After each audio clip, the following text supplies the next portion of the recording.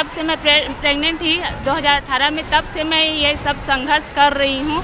अभी भी ये बच्चे को ला के संघर्ष कर रही हूँ। आपको इतना सब पब्लिक गाली दे रहे हैं, हमको कितना खराब लगता है कि हमारे छत्तीसगढ़ के राजा को कोई गाली देता है। दूध लेने वाला नहीं है, यहाँ हम लोग मर रहे हैं भूखे प्यासे, यहाँ कोई व्यवस्था नहीं है, कोई सुविधा नहीं है। मेरे पीछे आप जो देख रहे हैं वो सैलाब जो है कर्मचारियों का है और संविदा कर्मचारियों का है, जो लगातार 3 जुलाई से यहाँ पर अलग अलग तरीकों से प्रोटेस्ट कर रहे हैं ताकि गवर्नमेंट की नज़रों में ये जाए, उनका अटेंशन इनको मिले। इनकी एक सूत्रीय मांग है और वो है नियमितीकरण। मेरे video journalist Raghavendra Pandey 360 degree view दिखा रहे हैं। मैं आपका स्वागत कर लूं। नमस्कार, जय जौहार, आप सभी का स्वागत है सीजी राउंडअप के इस नए एपिसोड में। हमने आपको दिखाया था कुछ दिनों पहले कि कैसे संविदा कर्मी लगातार यहाँ पर मौजूद है और क्या चैलेंजेस हैं, क्यों नहीं गवर्नमेंट एक बीच का रास्ता निकालकर इनको एक सूत्रीय मांग इनकी पूरी कर पाती है। और आज हम ग्राउंड पर मौजूद है, ग्राउंड जीरो पर हम आए हुए हैं आपको यहाँ पर दिखाने के लिए कि किन चैलेंजेस और कठिनाइयों के बीच ये 45,000 कर्मचारी अलग अलग दिशाओं से, अलग अलग डिस्ट्रिक्ट से छत्तीसगढ़ के यहाँ पर मौजूद है और इनकी एक सूत्रीय मांग है नियमितीकरण। लगातार ये रेगुलराइजेशन के लिए अपना काम धाम, अपने परिवारों को छोड़कर यहाँ पर मौजूद है। और इन सारे पोस्टर्स में से एक पोस्टर जो बहुत ही ज्यादा दयनीय है वो ये है कि आधी रोटी आधा पेट, जीवन चढ़ गया संविदा की भेंट। कई सालों से ये लोग काम कर रहे हैं, इनको कोई सुविधाएं नहीं मिल रही हैं जो परमानेंट वर्कर्स को मिलती है। और यहाँ पर मैं आपको बता दूं, लोग अपने परिवारों के साथ भी मौजूद है। औरतें जगह जगह सर यहाँ पर मौजूद है। अब इनको देखिए, ये अपनी छोटी बच्ची के साथ यहाँ पर मौजूद है लगातार 3 जुलाई से। और ये 57 ईयर ओल्ड महिला है, इनकी पूरा जीवन निकल गया संविदा कर्मचारी की तरह काम करते करते। यहाँ पर ये आज अनशन के लिए आई है। इन्होंने कभी नहीं सोचा होगा कि यहाँ पर इन्हें अनशन में बैठना पड़ेगा और इतने दिन इन्हें यहाँ पर स्ट्रगल करना पड़ेगा। मैं आपको बता दूं, लगातार तरह तरह के ये तरीके अपनाए गए हैं, जैसे कि जल आंदोलन भी किया गया है। और आज यहाँ पर अमावरण अनशन, जैसे कि हंगर स्ट्राइक या फास्ट जिसे कहते हैं, उस पे यहाँ पर बैठने की तैयारी हो रही है। अभी 12:30 हो रहे हैं, 12 बजे इनका ये अनशन शुरू हो चुका है। ये तब तक अन्न का एक दाना नहीं खाएंगे जब तक इनकी मांगे पूरी नहीं होती। मैं आपको ये भी बता दूं कि 2018 में भी बिल्कुल इसी तरह का समा बंधा हुआ था जब बीजेपी की सरकार थी और बिल्कुल कांग्रेस की सरकार में आने के बावजूद इनकी ये तकलीफें बिल्कुल खत्म नहीं हुई है। अब ज्यादा ना बोलते हुए मैं यहाँ के लोगों से ही बात करूंगी कि किस तरह से ये लगातार यहाँ पर बैठे हुए हैं। आप मुझे बताइए, लगातार ये कह रहे हैं कि गवर्नमेंट पे बोझ पड़ेगा, 500 करोड़ का उन पे बोझ आ जाएगा कांग्रेस ने, लेकिन ये अपने मैनिफेस्टो में वादा किया था। आपको लगता है कि कांग्रेस की तरफ से, जो रूलिंग गवर्नमेंट है उसकी तरफ से एक इंटेंशन की कमी है, एक एफर्ट की कमी हो रही है, बीच का रास्ता वो निकाल नहीं पा रहे हैं? देखिए, सरकार 3 जुलाई 2018 को हमारे मंच में आके बोला था कि संविदा कर्मचारियों को नियमितीकरण करूंगा। उन्होंने स्पष्ट बोला था कि मेरा सरकार अगर बनती है तो मैं 10 दिन के अंदर नियुक्त करूंगा। बात बजट की है, सरकार छत्तीसगढ़ पूरा धन संपदा से परिपूर्ण है। जब किसानों का मांग पूरा कर सकता है तो हम उनके संविदा कर्मचारी, उनके शासन प्रशासन में काम करने वाले लोग हैं। जब हमारे जेब में पैसा आएगा तो हम लोग सामान खरीदेंगे तो ऑलरेडी उनका इनकम बढ़ेगा, सोर्स बढ़ेगा, मार्केट में खरीदी बढ़ेगी तो उनका ऑलरेडी बजट और बढ़ेगा। हम यहाँ के छत्तीसगढ़िया बच्चे हैं, चाहता है सरकार हमारी मांग तत्काल पूरा कर सकता है। हम लोग चाहते हैं कि हमारी अपने जो वादा किया था वो जल्दी पूरा करे। मैं आपको बताना चाहूँगा, सरकार 14 फरवरी 2019 को गांधी मैदान में मुख्यमंत्री माननीय भूपेश बघेल हमारे मंच में आके बोले थे, मैं इस साल किसानों के लिए किया हूँ, अगले साल संविदा कर्मचारियों को नियमितीकरण करूँगा। उसी की याद दिलाने के लिए हम लगातार आज 17वें दिन हड़ताल कर रहे हैं। 3 जुलाई से हमारा हड़ताल लगातार जारी है। हमारे बहुत साथी आज अमरण अनशन है, न अन्न ले रहे हैं न जल ले रहे हैं। सरकार यदि हमारी मांगों को पूरा नहीं करती तो ये आंदोलन आगे उग्र होता चला जाएगा। ये आंदोलन आगे और उग्र होगा, जो ऑलरेडी इंटेंस हो चुका है। मैं आपसे भी यही सवाल लूंगी कि सरकार ये कह रही है कि हम पे बोझ पड़ेगा, कहीं ना कहीं वो बीच का रास्ता निकाल नहीं पा रही, क्योंकि ये बात तो माननी पड़ेगी कि सरकार के लिए भी आसान नहीं है 45,000 संविदा कर्मियों को एक साथ परमानेंट करना, उनके लिए भी ट्रिकी है। क्या कहेंगे?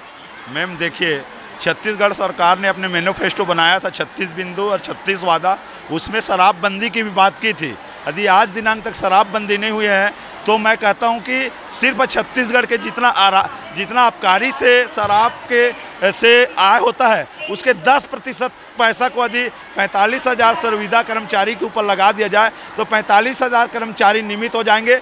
ये आंकड़ा जब उनके राष्ट्रीय अध्यक्ष राहुल गांधी जी राजनांदगांव में आए थे तो वर्तमान स्वास्थ्य मंत्री ने एक आंकड़ा पेश किया था, उसमें बोला था कि छत्तीसगढ़ से 2000 करोड़ कोयला से आता है और आबकारी से 4000 करोड़ रुपए प्रत्येक वर्ष आया। सिर्फ 1000 करोड़ 45,000 कर्मचारी को नियमित करने में लगेगा, जो आबकारी के आय का 10% है। तो आसानी से ही पूरे कर्मचारी 10% आबकारी के आय से ही नियमित हो जाएंगे।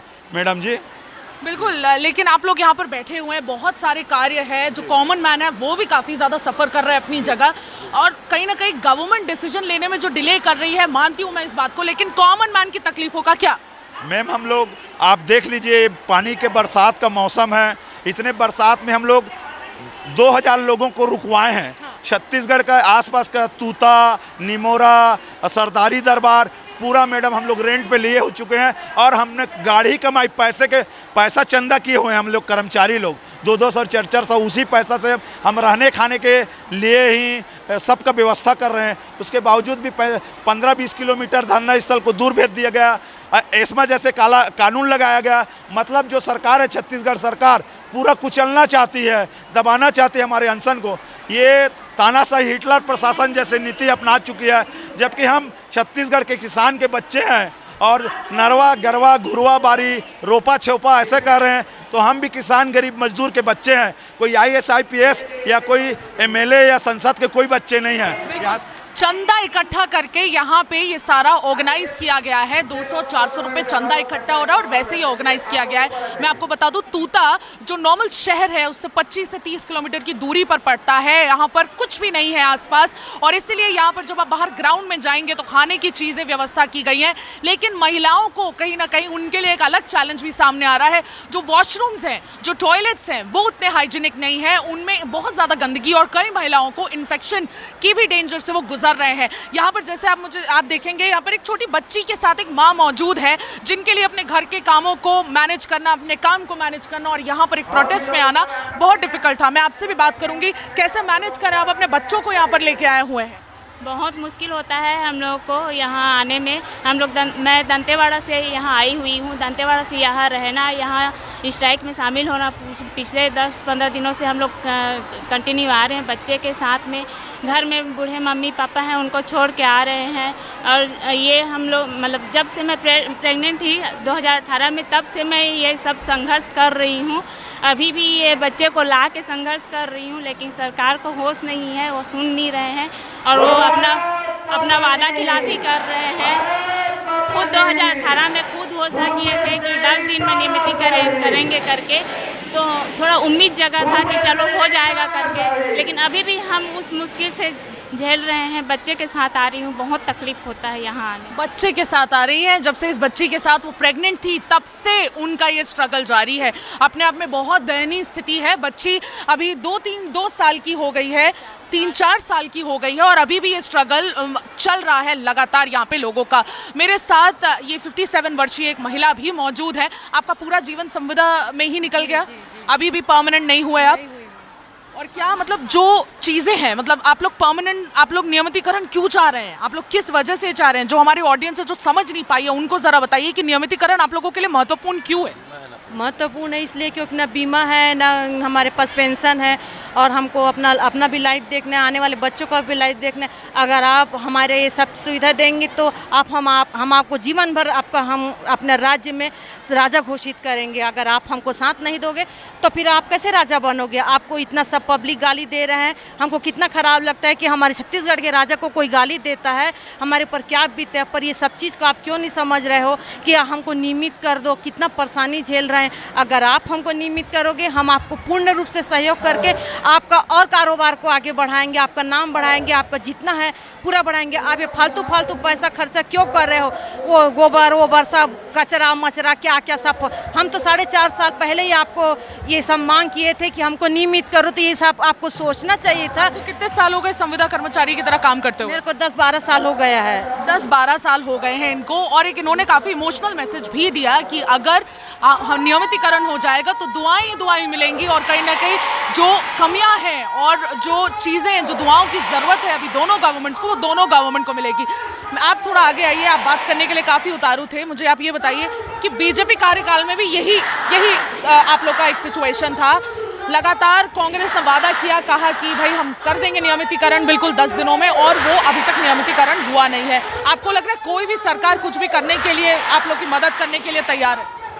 सबसे पहले मैं आप लोग को बताना चाहूँगा, हमारे सर्वदैनिक वेतनभोगी महासंघ के हमारे अध्यक्ष दिनेश भैया जी 15 दिन हो गया लगातार बिना खाए भूख हड़ताल में बैठे हैं, ताकि हमारी मांग पूरी हो सके, छत्तीसगढ़ सरकार को हमारी बात सुन सके।